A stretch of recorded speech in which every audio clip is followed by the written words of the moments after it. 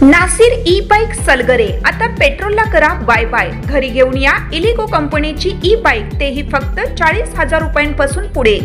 60 ते 70 किलोमीटरच्या मायलेज सहित 1 वर्षाची वॉरंटी। खास गुढीपाडव्यानिमित्त 4 ते 5,000 रुपयांचा भरघोस डिस्काउंट। सोबत प्रत्येक बाईक वरती 1999 चा ब्लूटूथ हेडफोन फ्री व एक लकी ड्रॉ कूपन। आमच्याकडे उधारी सुरू आहे। बजाज फायनान्सची ही सोय। आमचा पत्ता Nasir electronics, mobile shoppe, computer, furniture, e bike, भांडी सेंटर, सलगर। प्रत्येक बातमीतील घटनेच्या वास्तविकतेची तुलना थेट पाहत रहा चांगली अपडेट।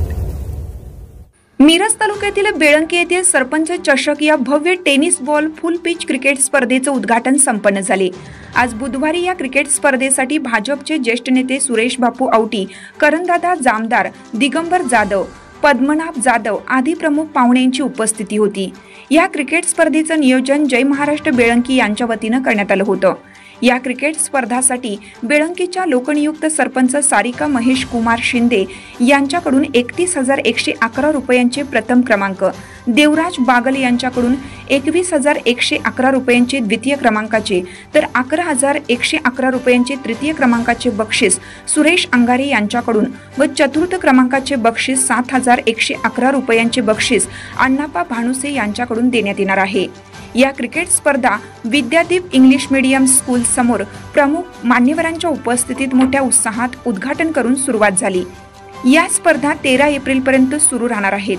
यावेळी मॅन ऑफ द सिरीज, उत्कृष्ट फलंदाज, उत्कृष्ट गोलंदाज, फायनलसाठी मॅन ऑफ द मॅच यासाठी ही विशेष बक्षीस प्रवीण देसाई शिपूर यांच्याकडून देण्यात येणार आहेत। उद्घाटन प्रसंगी परिसरातील अनेक मान्यवर मोठ्या संख्येने उपस्थित होते।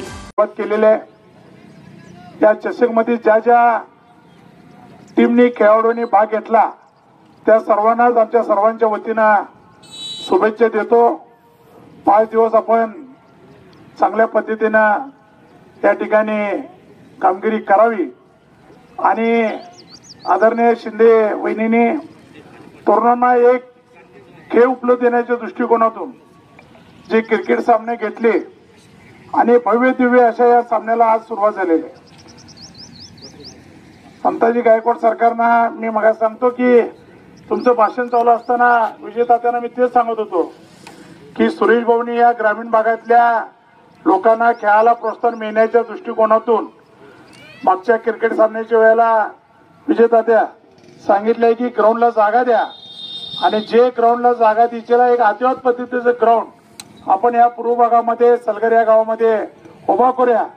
तर कोळेकर बापूंना आणि विजय तात्यांना विनंती करतो की ग्राउंडची जागा भाऊंना द्या आणि तिथं काय असेल ते पाठपुरावा आम्ही करतो। एक या पूर्व भागात चांगलं खेळण्यासाठी खेळाडूंना आपण ग्राउंड उपलब्ध करून देऊया। त्या कार्यक्रमाला संयोजकांनी मला बोलवलं त्याबद्दल संयोजकांना धन्यवाद देतो आणि अनेकदा